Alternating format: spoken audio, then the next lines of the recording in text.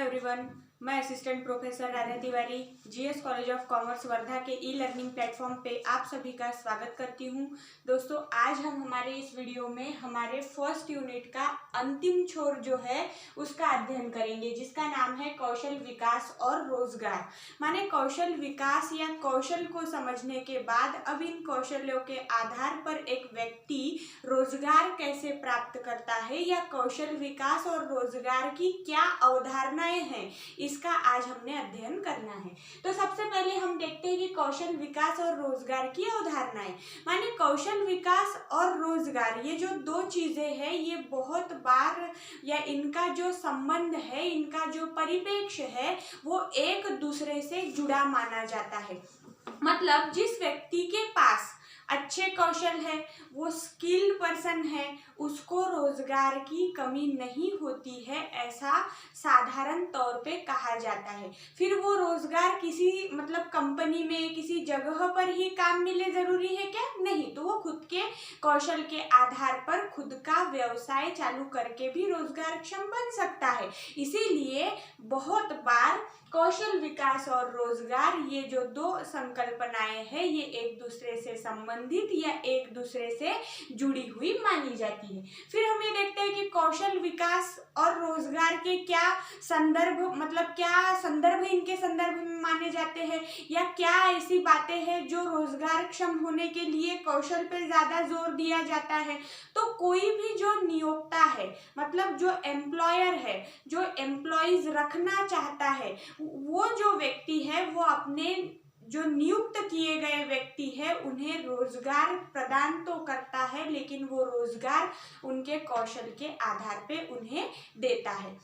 इसीलिए हर एक व्यक्ति को या जो नई पीढ़ी है, युवा पीढ़ी है, उन युवा पीढ़ी के लोगों को निरंतर अपने रोजगार पाने के लिए या अपनी जो रोजगारक्षम कौशल है उनमें उसे बढ़ोतरी करते रहनी पड़ती है, या उसे जिसको हम कहते हैं कि अपडेट करते रहना पड़ता है, नया करते रहना पड़ता है, कुछ नया सीखते रहना पड़ता है। और जिसके पास कौशल है और उन कौशलों का विकास वो निरंतर करता रह रहा है, उस आधार पर वो रोजगारक्षम बन सकता है, रोजगार हासिल कर सकता है। उसके बाद अब हम देखते हैं परिभाषा।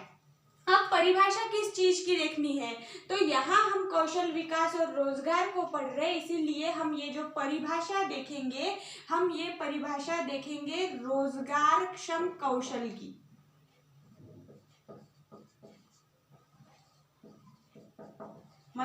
ऐसे कौशल जो आपको रोजगार प्रदान करा सकते हैं। तो परिभाषा अब हम यहाँ पढ़ेंगे रोजगार क्षम कौशल माने क्या है। तो रोजगार क्षम कौशल का तात्पर्य ये होता है कि ऐसे कौशल जो आपको ना केवल एक रोजगार हासिल करा दे, ना केवल एक रोजगार मिला दे, बल्कि उस रोजगार को मिलने के बाद या उस काम को मिलने के बाद आपको उस काम में उन्नति करने की राह पर रखे, पथ पर रखे, और साथ ही साथ जिस जगह में, जिस कार्यस्थली में आप कार्य कर रहे हैं, काम कर रहे हैं, उसकी भी उन्नति आपके कौशल्यों के आधार पर हो, ऐसे कौशल्यों को हम कहते हैं रोजगारक्षम कौशल। अगर इसको सरल भाषा में हम समझने की कोशिश करें तो रोजगारक्षम कौशल ऐसे कौशल है जो आपको सबसे पहले ना कि काम मिला दे, बल्कि उस काम को बरकरार रखे, और उस काम को बरकरार रखते रखते आपका जो कर्मचारी है उसका और साथ ही साथ संगठन का भी वहां पे उन्नति का मार्ग हमें सूचित करता रहे। ऐसे जो कौशल होते हैं वो रोजगारक्षम कौशल होते हैं। अब रोजगारक्षम कौशल को जानने के बाद हम रोजगारक्षम कौशल जो है इनके प्रकार देखेंगे। अभी हमने परिभाषा देखी, तो रोजगारक्षम कौशल कौन कौन से होते हैं या उसके प्रकार कौन कौन से हैं, ये अब हमने जानना है। तो सबसे पहला रोजगारक्षम कौशल यहाँ बताया गया है संवाद कौशल। अब पिछली दफा भी हमने जब पढ़ा था तब संवाद कौशल मैंने आपको बताया हुआ है, लेकिन फिर भी मैं आज बता देती हूँ कि किसी भी व्यक्ति के पास अगर संवाद कौशल है तो वो संवाद कौशल के आधार पे अपना व्यवसाय कर सकता है, किसी नौकरी के जगह पर अपनी एक अच्छी साख बना के रख सकता है, या किसी कार्यस्थली में मतलब उसको अगर नई उन्नति के जो अलग अलग मुकाम है वो हासिल करना है तो उसके लिए भी संवाद कौशल जरूरी माना जाता है। और आपने भी आपके घर में आपकी दादी से या मम्मी से कभी सुना होगा कि जिसके पास मीठी वाणी है वो कभी भूखा नहीं रहता। मतलब जो अच्छे से बोल लेता है, जो एक मतलब अपनी वाणी पे जिसका कंट्रोल है, नियंत्रण है, साथ ही साथ उसकी वाणी दूसरों को पसंद आती है, उसका बोलना एक लोगों को सही लगता है, तो ऐसे लोग कभी भी संसार में भूखे नहीं होते, वो कुछ ना कुछ काम कर ही लेते हैं। तो इसीलिए संवाद कौशल रोजगारक्षम कौशल माना गया है और इसीलिए उसमें पहले नंबर पे उसे स्थान दिया गया है। उसके बाद है समूह कौशल। अब समूह कौशल क्या है? तो जैसे ये एक पहले ये 5 उंगलियां है और अब ये 5 उंगलियों की एक बन चुकी मुट्ठी है। तो जितनी एक उंगली मतलब काम नहीं कर सकती या ज्यादा ताकतवर नहीं है, उतनी ये 5 उंगलियां जब एक कर दी तो एक जो मुट्ठी बन गई है ये ज्यादा ताकतवर है। तो जैसे ये मुट्ठी है वैसा ही संगठन है और उस संगठन में जैसे इस मुट्ठी में ये 5 अलग अलग उंगलियां है, वैसे ही संगठन में ऐसी अनगिनत अलग अलग कर्मचारियां उंगलियों के जैसी है। मतलब उंगलियों को हमने कर्मचारियों की संकल्पना दी और मुट्ठी को संगठन की। तो जब एक संगठन में अलग अलग लोग हैं, अलग अलग विचार शैली के लोग हैं, तो उन अलग अलग लोगों को एक साथ काम करने का उनमें हुनर होना चाहिए। इसीलिए समूह के रूप में काम करने का कौशल जिस व्यक्ति के पास है उस व्यक्ति के पास रोजगारक्षम कौशल है, ऐसा हम कह सकते हैं। उसके बाद है समस्या समाधान क्षमता।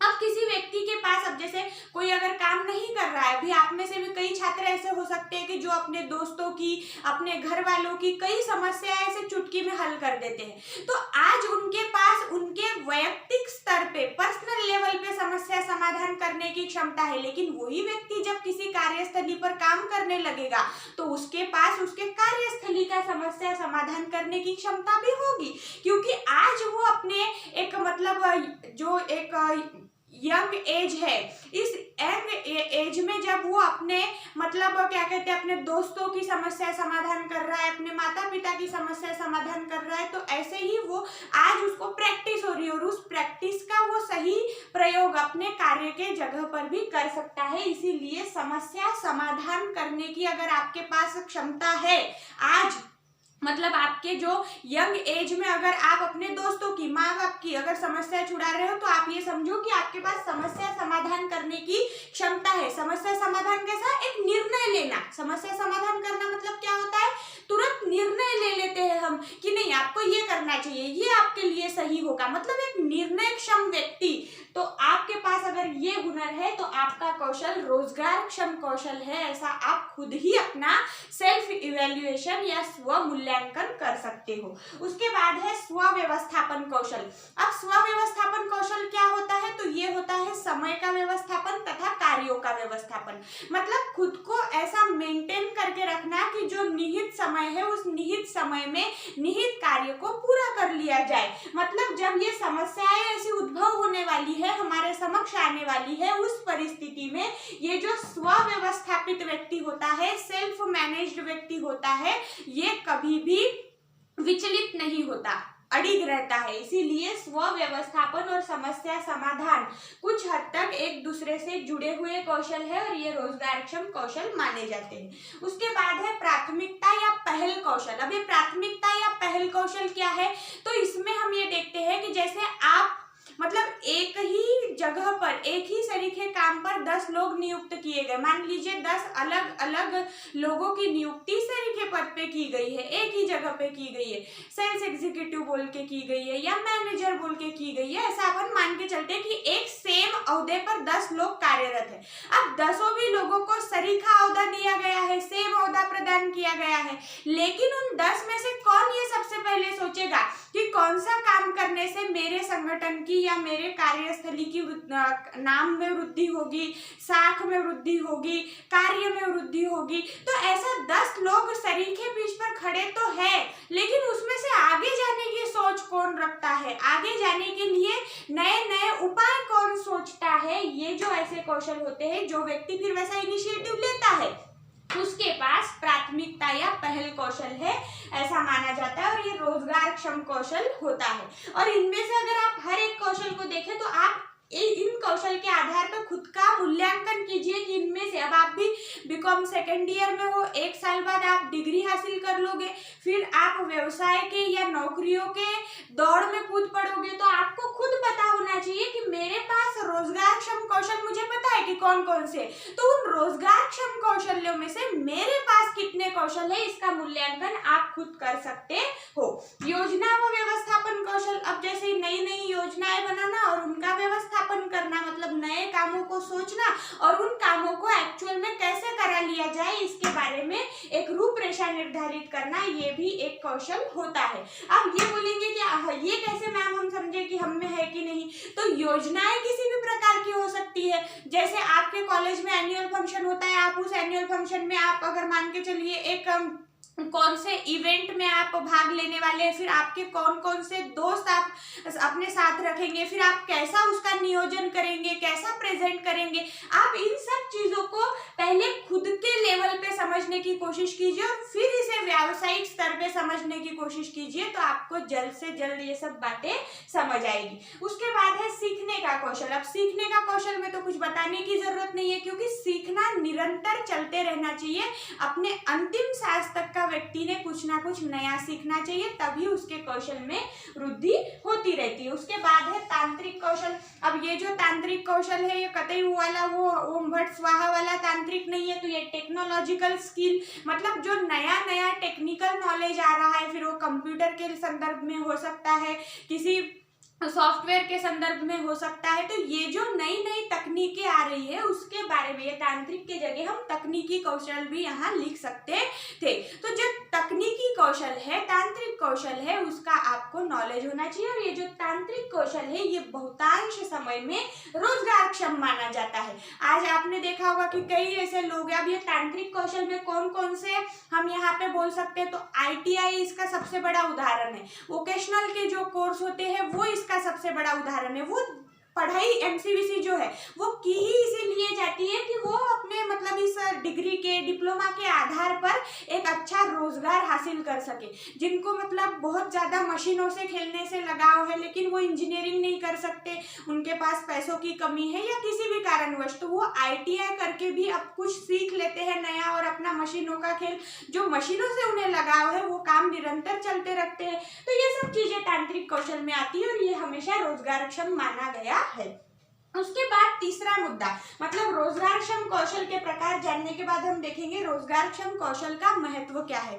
तो रोजगारक्षम जो कौशल होते हैं उसका सबसे पहला महत्व है कि व्यक्ति के जो सुप्त गुण होते हैं, जो छुपे हुए गुण होते हैं, उनका यह विकास करता है। क्योंकि रोजगारक्षम कौशल रोजगार पाने के लिए और रोजगार पाने की चाहत में व्यक्ति अपने कौशलों का निरंतर विकास करता है और इसीलिए जो सुप्त गुण है उसका भी विकास होता है। उसके बाद दूसरा जो यहाँ पे महत्व बताया गया है वो है आधार को, मतलब यहाँ जो एक आधार माना गया है या कौशल विकास के जो अलग अलग, जैसे निर्णय क्षमता, निर्णय कौशल, या जिसको हम बोलेंगे कि निर्णय लेने के साथ साथ वो निर्णय सही हो, इसके लिए भी पूरी एक 360 डिग्री की वहाँ पे इवैल्यूएशन या मूल्यांकन करने की क्षमता, ये जो अलग अलग रोजगार देने के लिए या रोजगार बरकरार रखने के लिए जो आधार माने गए कि किस निर्णय पे आपने इस व्यक्ति का चयन किया, तो इस व्यक्ति के पास निर्णय क्षमता है, इस व्यक्ति के पास दूरदृष्टि है। तो ये जो आधार माने गए हैं, इन आधारों का भी समाधान करने की क्षमता केवल और केवल रोजगारक्षम कौशल्यों में होती है।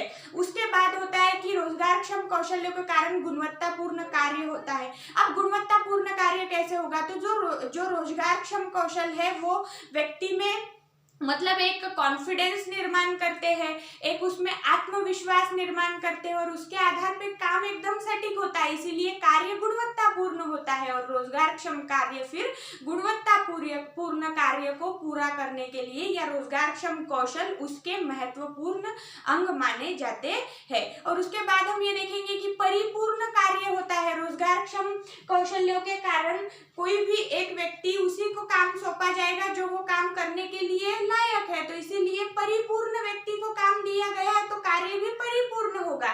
तो ये सब रोजगारक्षम कौशल के महत्व माने गए हैं। तो प्रिय छात्रगणों, यहाँ पे हमने हमारा पहला यूनिट पूर्ण रूप से कंप्लीट कर लिया है, जिसका मैंने आपको वीडियोस में अलग अलग, आज मान के चलिए 13 नंबर का यहाँ पे हमारा वीडियो है। इस 13वें वीडियो में पूरा हमारा पहला यूनिट खत्म हुआ है। मैं इसकी नोट्स आपको गूगल ड्राइव में या आपके व्हाट्सएप पे दोनों में से किसी एक जरिए से आपको भेजने की कोशिश करूंगी। आपको वो चेक करते रहना है और ये वीडियो भी आपको जल्द से जल्द मिल जाएगा। शुक्रिया।